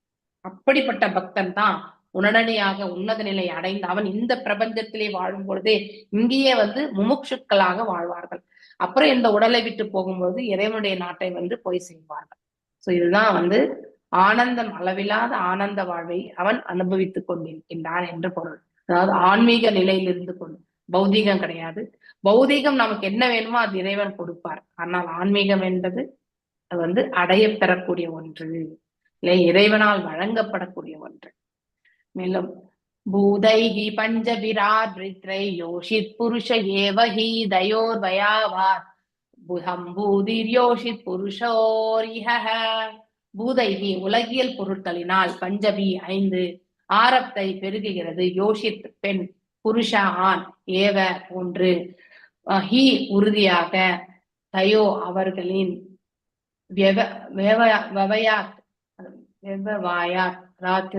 பாலுறவு வாழ்க்கையினால், சம்பூதி நம்ம ஈஷோபநிஷத்துல படிச்சிருக்கோம். சம்பூதிம் அசம்பூதிம் அப்படிங்கிறது வரும் இல்லையா. சம்பூதி என்பது இறைவனுக்கு குறிக்கக்கூடிய ஒன்று. அசம்பூதியம் எல்லாமே நாம ஜீவன்களை பற்றி குறிக்கிறது, அவனுடைய நிலையை பற்றி குறிக்கிறது இல்லையா. சோ சம்பூதி என்பது மீண்டும் படைத்தல் அப்படின்னா பகவான் மீண்டும் படைக்கின்றார். யோஷித் பெண்களின், ஆண்களின் இப்பௌதிக உலகில் பஞ்சபூதங்களினாலும் உலகின் படைப்பு ஆரம்பமாகிறது. இது நம்ம ஆல்ரெடி செகண்ட் கேண்டோ தேர்ட் கேண்டோல எல்லாம் படிச்சுட்டு தான் வரோம் இல்லையா. வானத்திலிருந்து சப்தத்திலிருந்து மற்றும் நீர், இந்த மாதிரி பஞ்சமகாபூதங்கள். சோ ஒவ்வொன்றுமே, அதாவது வானம், நீர், அதுக்கடுத்து காற்று, அதுக்கடுத்து நிலம், அடுத்து ஆகாயம், இந்த 5 வெற்றிடம். சோ இதுல இருந்து அந்தந்த பொருட்களும் வெளிப்படுகிறது இல்லையா. பூமியிலிருந்து வாசனை வருது இல்லையா. அக்னியிலிருந்து பாத்தீங்கன்னாக்கா வெப்பமும் மற்றும் பிரகாசம் என்பது நமக்கு வருது, ஹீட் இல்லையா. சோ அது எதை பற்றி குறிக்கின்றது? அக்னியிலிருந்து வர்றது வானத்திலிருந்து சப்தம் வரும். அடுத்து நீரிலிருந்து சுவை இல்லையா, நீரிலிருந்து சுவை வரும். அடுத்து மண்ணிலிருந்து வாசனை, காற்றிலிருந்து என்ன எடுத்துக்கிறோம்? கந்தம், வாசனை, காற்றிலிருந்து காந்தனை, காற்றிலிருந்து தொடு உணர்வு. கரெக்ட், தொடு உணர்வு. நீரிலிருந்து தான் சுவை, சுவை வரும். சோ காற்றிலிருந்து தொடு உணர்வு. ஆகாயத்திலிருந்து நம்ம ஒளி மாட்டாஜி, ஒளி சவுண்ட். அது ஒளி. ஃபர்ஸ்ட் ஒளிதான். வடிவம். கரெக்ட். ஷேப், பூமியில வடிவம். சோ இதெல்லாம் நாம இந்த பஞ்சமகா பூதங்கள்ல இருந்து நமக்கு கிடைக்கப்படக்கூடிய ஒன்று இல்லையா. சோ ஆகாயத்துல இருந்து சப்தம், அதை வந்து நம்மளால கேட்க முடியும், கேட்கும் சக்தி நமக்கு தெரிகிறது இல்லையா. அடுத்து நீரிலிருந்து சுவை, ருச்சி, ருச்சி வந்து வருது. அடுத்து வந்து அக்னியிலிருந்து இப்ப வந்து ஜுவாலை எரிஞ்சின்னு இருக்குன்னா அந்த ஜுவாலையினுடைய ஸ்ட்ரக்சர் இல்லையா, அதாவது ஷேப், அதாவது ஒரு வடிவத்தை வந்து நம்மளால கொண்டு வர முடியும் இல்லையா. அதுல இரண்டு ஒண்ணு, அதாவது நெருப்பிலிருந்து ஒண்ணு பிரகாசத்தை நாம பார்ப்போம், அடுத்து வெப்பத்தையும் நாம் பார்ப்போம். ஆனா அந்த வடிவம் என்பது அக்னியிலிருந்து தான் வருது. காற்று வந்து வீசுகின்றது என்று நம்ம எப்படி தெரிஞ்சுக்கிறோம்னா, அது நம்மள அந்த இந்த காற்று நம்மளை தொட்டு போகும்போது தான் நம்ம காற்று வீசுகிறது என்று நம்ம சொல்லணும் இல்லையா. அதனால தொடு உணர்வு வந்து வருகிறது.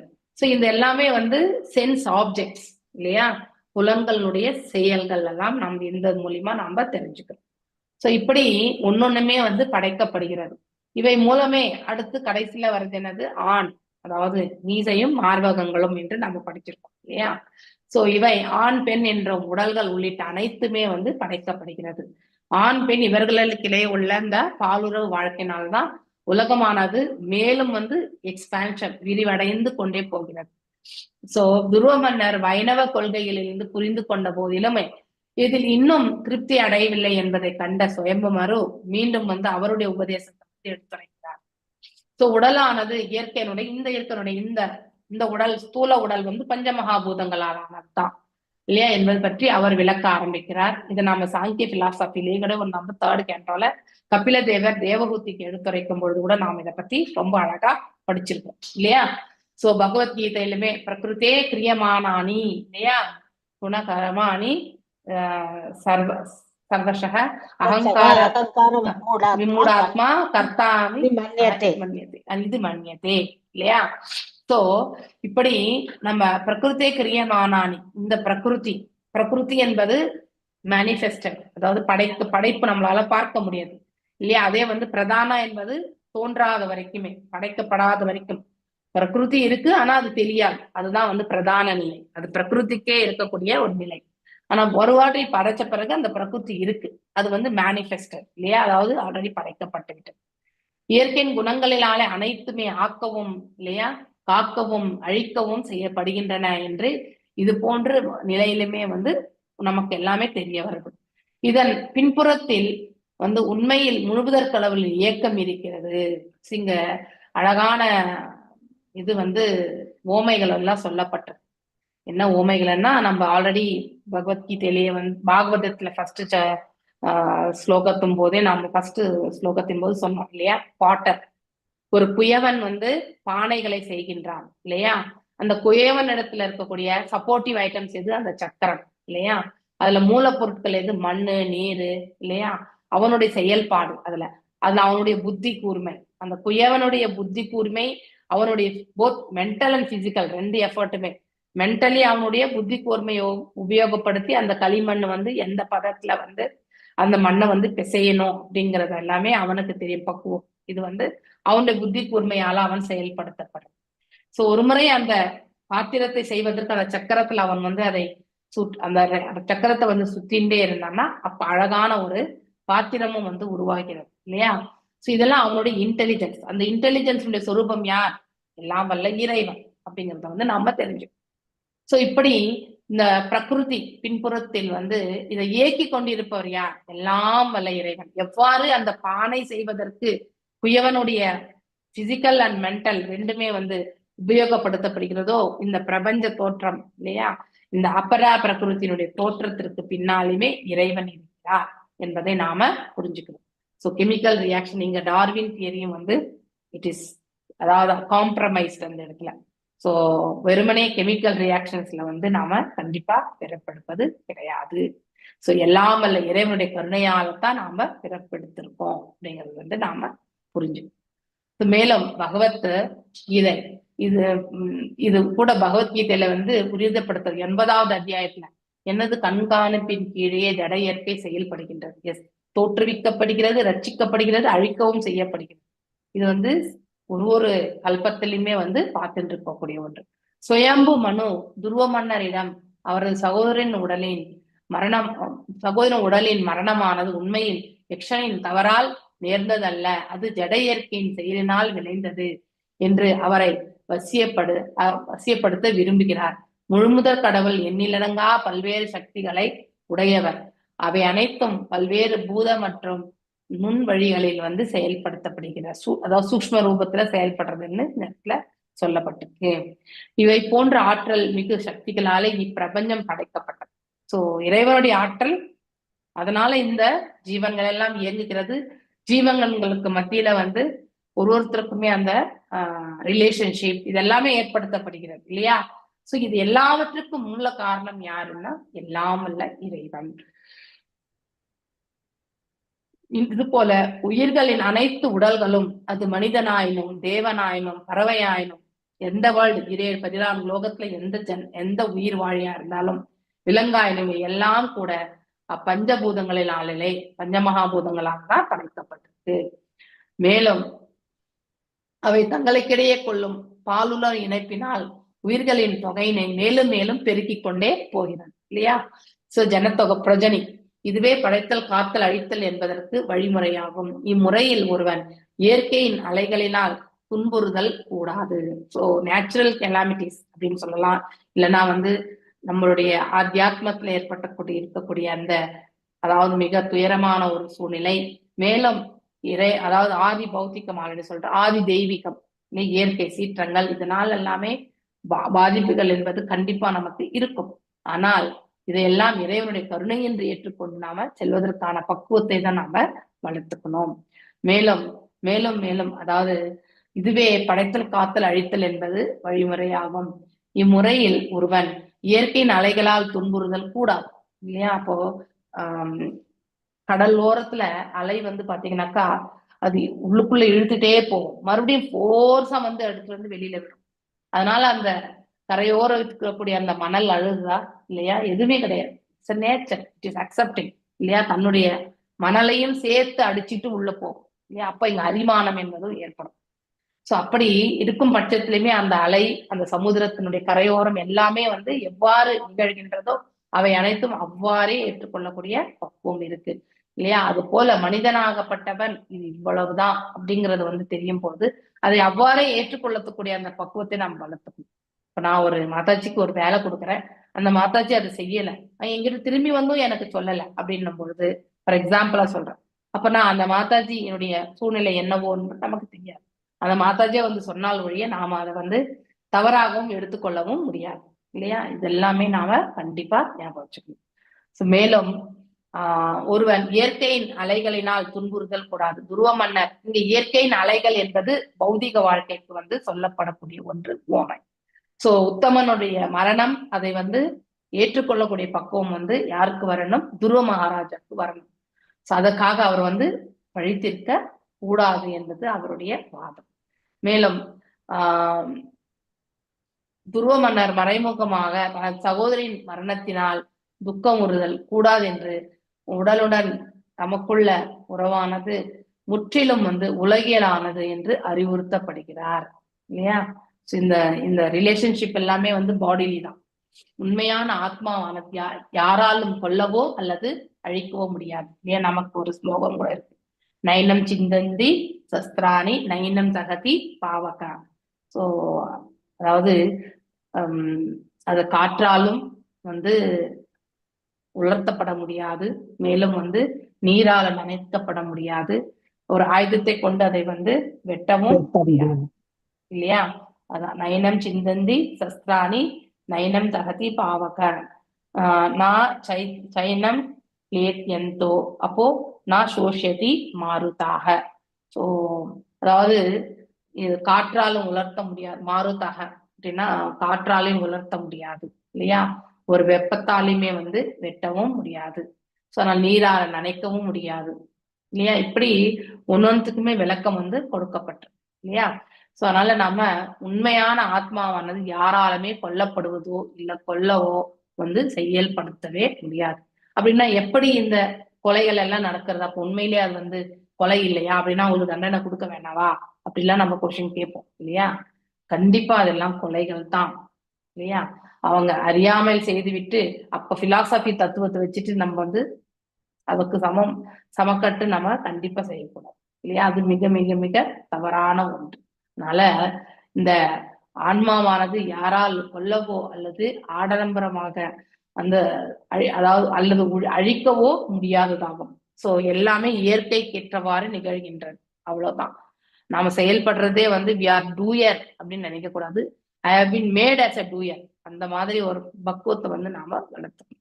That is very very important.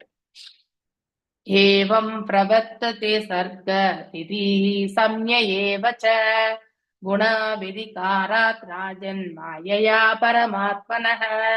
ஏவம் இவ்வாறு பிரவர்த்தத்தை ஏற்படுகிறது, சர்க்க படைப்பு, ஸ்திதி காத்தல், சம்யம் அழித்தல், ஏவ உறுதியாக, சா மேலும், குண குணங்களின், வெதிகராத் அதாவது தொடர்பினால், ராஜன் ஓ ராஜனே அரசனே, மாயா மாயையினால், பரம ஆத்மனக முழுமுதற் கடவுளே. சோ மொழிபெயர்ப்பு மனு தொடர்ந்து சொல்றார் யாருக்கு? துருவ மகாராஜுக்கு. அன்பார்ந்த துருவ மன்னனே, முழுமுதற் கடவுளின் மாயையாகிய உலக சக்தியினாலும், இல்லையா, மாயா சக்தி அதாவது இந்த பகிரங்க சக்தியினாலும் மற்றும் ஜட இயற்கையின் முக்திகளின் ஜட இயற்கையின் முக்குணங்களின் தொடர்பினாலும் படைத்தலும் காத்தலும் அழித்தலும் நடைபெறுகின்றது, இல்லையா? சோ ஒருத்தர் வந்து இந்த 3 குணங்களோட தொடர்பு கொள்ளும் பொழுது அதற்கேற்றவாறு அவன் வந்து செயல்பட ஆரம்பிக்கின்றான். எந்த சமயத்துல சத்துவம் மேலோங்கி இருக்கும்னு தெரியாது, எந்த பக்கம் வந்து எந்த சமயத்துல ரஜோ மேன்மையா இருக்கும்னு சொல்ல முடியாது, எந்த சமயத்துல தாமசிக் உணர்வு மேன்மையா இருக்கும்னு நம்ம சொல்ல முடியாது. ஸோ இந்த மாதிரி ஒரு நிலைகள்ல தான் நாம வந்து இந்த பிரபஞ்சத்துல வந்து பிறவி எடுக்கிறோம். முதலில் உலக படைப்பானது இயற்கையின் பஞ்சமகாபூதங்களால் நிகழ்கிறது. இயற்கையின் முக்குணங்களின் தொடர்பினால் காத்தல் அழித்தல் இதெல்லாமே நிகழ்கின்றது. குழந்தை பிறந்தவுடன் பெற்றோர் அதன் பாதுகாப்பில் ஈடுபடுகின்றனர், சேஃப்டி, இல்லையா? யாராவது வந்தாலும் தொடர்ந்து விட மாட்டாங்க. பிறந்த உடனே தனது வாரிசுகளை காக்க வேண்டும் என்று இம்மனப்பான்மையானது மனிதருக்கு அப்பத்துல இருந்துதான் வருது. ஏன் நம்ம சின்ன குழந்தையில இருந்தே பார்த்து பார்த்து அந்த குழந்தைக்கு வந்து நம்ம செயல்படுகிறோம், இல்லையா? அதனாலதான் நம்ம நம்முடைய வாரிசார்களை காக்க வேண்டும் என்ற அந்த ஒரு நிலை நமக்கு இருக்கிறதுக்கான காரணம் அதுதான். மேலும் விலங்குகள் கூட இம்மனப்பான்மையானது மனித இனத்தில் மாத்திரம் கிடையாது, விலங்குலையுமே உண்டு. இப்போ ஒரு பூனை இருக்கு. ஒரு பூனை வந்து தன்னுடைய பூனைக்குட்டியை வந்து அதே வாயினால்தான் கவி செல்லும். ஆனா அது அந்த பூனைக்குட்டிக்கு வலிக்காது. அதே ஒரு எலியை பிடிச்சா அது எப்படி கவ்வும்? பெயின்ஃபுல்லா இருக்கும், இல்லையா? அதனால இரண்டு விதத்துல வந்து வேறுபாடை நம்ம இங்கேயே பார்க்கணும். ஸோ மேலும் வந்து பிற மிருகங்களை கொண்டு தின்னும் இயற்கையுடைய ஆயினும் புலிகள் கூட தங்கள் குட்டிகளை வந்து பாதுகாக்கின்றன, இல்லையா? அது அப்படியே அந்த வாயினால் தான் எடுத்து செல்லும். ஆனா அதனால வந்து அது அந்த புலியினுடைய குட்டிக்கு வந்து எந்த பாதிப்புமே இருக்காது. சோ அந்த மாதிரி. ஆனா அதே வந்து அதை சாப்பிடக்கூடிய மாமிசத்தை உண்ணக்கூடிய அத்தகைய ஒரு ஜீவனை வந்து பிடிச்சா கண்டிப்பா அதனுடைய வலி வேதனை என்பது கண்டிப்பா தெரியும். சோ இப்படி நம்ம எல்லாமே இந்த இயற்கையினுடைய குணங்கள் கீழே தான் நாம செயல்பட்டு இருக்கோம். மேலும் படைப்பு, காப்பு, அழிப்பு தவிர்க்க முடியாத ஒரு நிகழ்வு. இது சின்ன வேட்டவர். நம்ம பிறந்த பிறகு நாம் மரணத்தை ஸ்வீகரிச்சுதான் ஆகணும். இடைப்பட்ட காலகட்டங்கள்ல வியாதி, இல்லையா, வயோதிகம் இதெல்லாம் வந்துதான் செய்யும். மேலும் அதே சமயம் முழுமுதற் கடவுளின் மேற்பார்வையின் கீழ் எல்லாம் நடைபெறுகின்றது என்பதை நாம அறிந்து கொள்ள வேண்டும். சோ எல்லாத்துக்குமே ஒரு காரணம் உண்டு, இல்லையா? அந்த காரணத்தை நாம வெளிப்படுத்தினாலும் ஸ்டில், இல்லையா, அதாவது அடுத்தவங்களுக்கும் வந்து அவங்களுடைய ரெஸ்பான்ஸ் பிரகாரம் நம்ம கிட்ட ஏதாவது அடையணும் போது அது கண்டிப்பா அவங்களுக்கு அது அந்த உணர்வு, புரிந்து கொள்ளக்கூடிய உணர்வு வந்து கண்டிப்பா இருக்கும், இல்லையா? சோ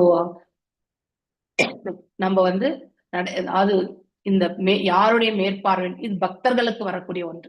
சாதாரண அதாவது பக்தரற்றவர்களால இதை புரிஞ்சுக்க முடியாது. ஏன்னா அவங்க பௌதீகத்தை வந்து பௌதீக கண்ணோட்டத்தோட நோக்குறாங்க. ஆனா பக்தர்கள் அப்படி கிடையாது. ஆன்மீக உள்ளங்களை கொண்டு அவர்கள் இதை வந்து நோக்குகிறார்கள். சோ அதனால அவங்களுக்கு இது எவ்வாறு நிகழ்கின்றது, எவ்வாறு இந்த பிரபஞ்சம் வந்து இயங்கி கொண்டிருக்கிறது என்பதை எல்லாம் அவங்களால நன்னா புரிஞ்சுக்க முடியும். மேலும் படைப்பானது ரஜோகுணத்தினுடைய செயல், இல்லையா? பிரம்மா வந்து செயல்படுத்துகிறார். ரட்சணை என்பது ஷீரோத கஷாய விஷ்ணு கொடுக்கக்கூடிய ஒன்று. அடுத்து வந்து ரட்சணை, இந்த மாதிரி சிவபெருமான் வந்து அழிவு, அதாவது இந்த மகா பிரளயம் வரும்பொழுது அநேக அன்னங்கள் எல்லாமே அழிக்கப்படுவதும் வந்து அவருடைய கருணையால தான். ஸோ இப்படி டிவஸ்டேஷன் சொல்லுவோம் இல்லையா, அது மாதிரி காப்பது வந்து சத்துவம், அழிப்பது என்பது தமசிக் குணம் இல்லையா. சத்துவ குணம் எய்திய பெற்ற ஒருவன் ரஜோகுணம் மற்றும் தாமசிக் குணத்துல இருக்கிறவங்களை வந்து மேன்மையான ஒரு நிலைக்கு எடுத்துட்டு வர்றதுக்கு வந்து அவன் கண்டிப்பா பிரயத்தனிக்கணும். அதுதான் அவன் கிட்ட இருக்கக்கூடிய கருணை இல்லையா. அதாவது சத்துவகுணம் பெற்றவன் தேவ உலகத்திற்கு உயர்த்தப்படுகிறான் அப்படின்னா அவன் ஆற்றக்கூடிய புண்ணிய கர்மங்கள் எல்லாமே அக்கியமில் ஆகும்போது அவர் மேல் உலகத்திற்கு செல்கிறார். மேலும் அந்த புண்ணியங்கள் எல்லாம் கழிந்த பிறகு மீண்டும் அவர் வந்து இந்த புவி வாழ்க்கைக்கு வந்து திரும்பி வருகின்றார். சோ இதை வந்து நாம கண்டிப்பா படிச்சிருப்போம் ஆல்ரெடி நிறைய இடங்கள்ல, ஆனாலும் நம்ம இதை இன்னொரு வாட்டி தெரிஞ்சுக்கிறோம். சத்துவகுணம் பெற்றவன் தேவலோகத்துக்கு உயர்த்தப்படுகிறான். அங்கே வாழ்நாளாவது மிகவும் நீண்ட நாள் இல்லையா. இங்கே நாம ஒரு நாள் கணக்கு அவங்களுக்கு வந்து 1 வருடம். சோ அது அந்த ஒரு நிலையில நாம பார்க்கிறோம்.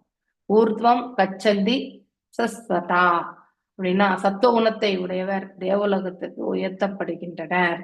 இயற்கையின் குணங்களை கடந்து சத்துவகுணத்தினை எய்த அந்த அந்த பக்தர்கள் இல்லையா ஆன்மீக உலகில் நித்திய வாழ்வை வந்து பெறுகின்றனர். இது எதுக்குன்னா சுத்த சத்துவ நிலைக்கு என்று பொருள்.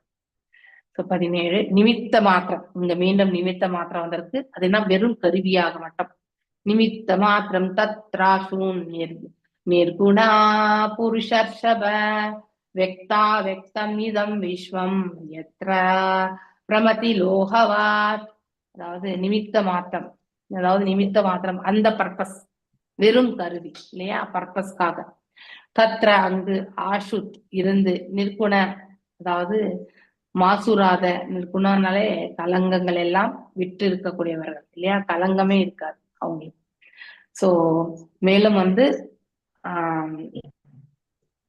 அதாவது அடுத்தவர்களை வந்து துன்புறுத்தக்கூடியதோ எதையோ எதிர்பார்த்து செய்யக்கூடிய தன்மையோ இல்லையா, அப்படிப்பட்ட செயல்கள் எதுவுமே அவங்க செய்ய மாட்டாங்க. அப்படின்னா பலன் கருதும் செயல்கள், புலர் நுகர்ச்சி செயல்கள், இதெல்லாம் எதுவுமே இருக்காது. எப்பொழுதுமே இறைவன் தாள் பண்ணியக்கூடிய அத்தகைய ஒரு பண்பை மட்டுமே அவர்கள் வந்து வளர்த்திருப்பார்கள். தத்ர அங்கு இல்லையா, நிமித்த மாத்திரம் தத்ர எஸ் நிற்குண மாசுராத. சொல்லுங்க மாதாஜி. புருஷர் பரம புருஷன் படைத்தல் காத்தல் அழித்தல் தெரியும் மாதாஜி. படைத்தல் காத்தல் மறைத்தல் அருளல் பஞ்ச கிருத்தியங்கள் வருது மாதாஜி. அது என்ன மாதாஜி? படைத்தல் காத்தல் அழித்தல் இது நம்ம. ஓகே, அடுத்து என்ன சொன்னீங்க? அப்புறம் மறைத்தல் அருளல் எல்லாம் சேர்ந்து பஞ்ச கிருத்தியங்கள். 4வது என்ன சொன்னீங்க சொல்லுங்க மாதாஜி. படைத்தல் காத்தல் அழித்தல் தெரியும். படைத்தல் காத்தல் அழித்தல் மறைத்தல் அருளல். ஓகே, மறைத்தல் அருளல். ஓகே, மறைத்தல் என்பது நம்ம சொல்லணும்னா நாம செய்யக்கூடிய தவங்கள் இல்லையா, அதெல்லாம் வெளியில தெரியாது, உள்ளுக்குள்ளதான் இருக்கும் இல்லையா. இந்த சூக்ஷ்ம நிலையிலிருந்து ஆற்றக்கூடிய எல்லா செயல்களுமே வந்து மறைந்துதான் இருக்கும். இந்த உடலை விட்டு இந்த ஜீவன் செல்லும் பொழுது கூட இந்த சூக்ஷ்ம உடலை ஏந்திதான் செல்கிறது. எப்போ வந்து சூக்ஷ்ம உடலையும் விடும்னாக்கா நம்ம விடுதலை அடையும் போதுதான் அந்த சூக்ஷ்ம நிலை, இதுல வந்து மனசு புத்தி இந்த ரெண்டுமே இன்வால்மெண்ட் இருக்கும். சோ அதுதான் வந்து மறைத்தல். மறைத்தல் என்பது நாம் ஆற்றக்கூடிய கர்மங்களுடைய இந்த செயல்பாடுகள் எல்லாமே மறைந்து இருக்கும். ஆனா அதற்கான பலன் வந்து நாம கண்டிப்பா அனுபவிப்போம். நன்மையா இருந்தாலும் அனுபவிப்போம், கெட்டதா இருந்தாலும் அனுபவிப்போம். இது மறைத்தல். அடுத்து வந்து இன்னொன்னு என்ன சொன்னீங்க? ஹரே கிருஷ்ணா. லாஸ்ட் அருளல். அருளல் அருளல் வந்து நாம பண்றதுல நமக்கு இறைவனால் கிடைக்கக்கூடிய அருள். நாம் இவ்வாறு நம்ம பக்குவமாக செயல்படும் போது ஆட்டோமேட்டிக்லி இறைவனுடைய அருள் வந்து நமக்கு கிடைக்கிறது. ஆனா இந்த அருளல் மறைத்தல் வந்து வெளியில தெரியறது இல்லை. இறைவனுடைய அருள் கிடைச்சதுன்னு நம்ம எங்கேயாவது ப்ரூவ் பண்ண முடியறதா? இது ஒன்லி இன்டர்னல் ரிஜாய்ஸ்மெண்ட் மட்டும் தான் இருக்கும் நமக்கு இல்லையா. மனசளவுல நாம அதை வந்து ஆனந்தமாக ஏற்றுக்கொள்ளக்கூடிய அந்த நிலை ஏற்படும். ஆனா அது வெளியில வந்து நம்மளால உண்மையிலே எடுத்துரைக்க முடியாது. எப்பயாவது ஒரு சமயத்துலதான் நம்மளால வந்து சொல்ல முடியும், இந்த மாதிரி ஒரு ரியலைசேஷன் வந்தது, இந்த இறைவனுடைய கருணை இல்லை என்றால் என்னால வந்து அந்த இடத்த வந்து கடந்து சென்று இருக்க முடியாது அப்படின்லாம் நம்ம வந்து பேசுவோம் இல்லையா. அதுதான் வந்து அருளல். சோ அருளல் வந்து நாம பண்றது இல்லை, இறைவன் நமக்கு கொடுக்கறது. சோ அதே மாதிரி நாம் ஆற்றக்கூடிய நற்காரியங்கள் இல்லையா, ஷட்டில் பாடியில இருந்து வரதை வந்து நம்ம வெளிப்படுத்தாம போறோம் இல்லையா, அது வந்து மறைத்தல், உள்ளுக்குள்ளவே இருக்கக்கூடிய ஒன்று. எந்த ஒரு சூக்ஷ்மமான நிலையில் இருந்து கொண்டு ஒரு செயலை ஆற்றுறதுதான் வந்து மறைத்தல். அது ஆன்மீகம் இருக்கலாம் இல்லையா, மேன்மையான ஆன்மீகத்திலே நம்ம ஈடுபட்டிருக்கலாம், இல்லைன்னா பௌதிகத்துல கூட நம்ம அந்த செயல்களை செய்யறோம், ஆனா அது இழிவான ஒரு பாதையை வந்து எடுத்துச்சு. ஓகே, சோ இந்த 5மே வந்து நீங்க என்ன சொன்னீங்க, வாட் இஸ் த நேம்? மாசுராத, ஸோ புருஷர் ரிஷப பஞ்ச என்ன சொன்னீங்க நீங்க?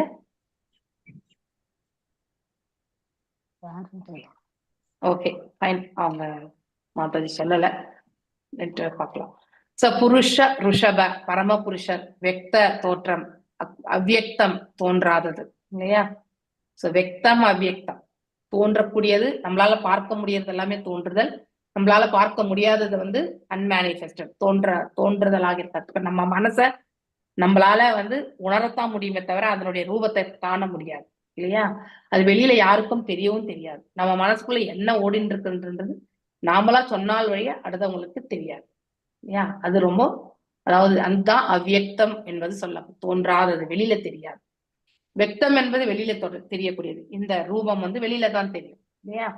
இதம் இந்த விஸ்வம் உலகம், எத்திர எங்கு, பிரமதி நகர்தல், லோகவத் அதாவது இரும்பு போன்ற அப்படின்ற பொருள். சோ மொழிபெயர்ப்பு நான் இத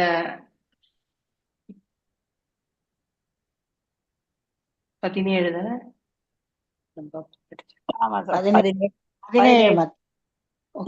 நான் இதை நாளைக்கு நான் சொல்றேன், ஏன்னா இது எடுத்த இன்னும் 15 நிமிஷம் ஆயிடும். ஏன்னா நிறைய கருத்துக்கள் இருக்கு இதுல. நம்ம நிமித்த மாத்திரம், டார்வின் தியரி இருக்கு. அடுத்து வந்து இந்த இடத்துல வந்து ரொம்ப அழகான விளக்கங்கள் இருக்கு.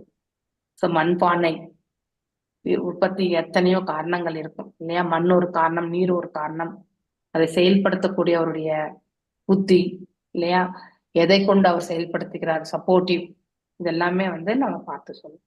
ஸோ நாளைக்கு நான் இதை பத்தி விளக்குறேன். 17th ஸ்லோகம் explanation I will give tomorrow, நாளைக்கு கொடுக்குறேன். 18வது ஸ்லோகத்துல இருந்து நாளைக்கு நம்ம வாசிக்கலாம். ஓகே, ஹரே கிருஷ்ணா. ஹரே கிருஷ்ணா மாதாஜி. ஹரே கிருஷ்ணா. ஹரே கிருஷ்ணா. ஹரே கிருஷ்ணா மாதாஜி. தேங்க்யூ மாதாஜி. வாஞ்ச கல்பதாருபியஷ கிருபா சிந்துபியவ ச பதிதநாம் பாவனேபியோ வைஷ்ணவேபியோ நமோ நமः. அனந்த கோட்டி வைஷ்ணவ விருந்த கி ஜெய்.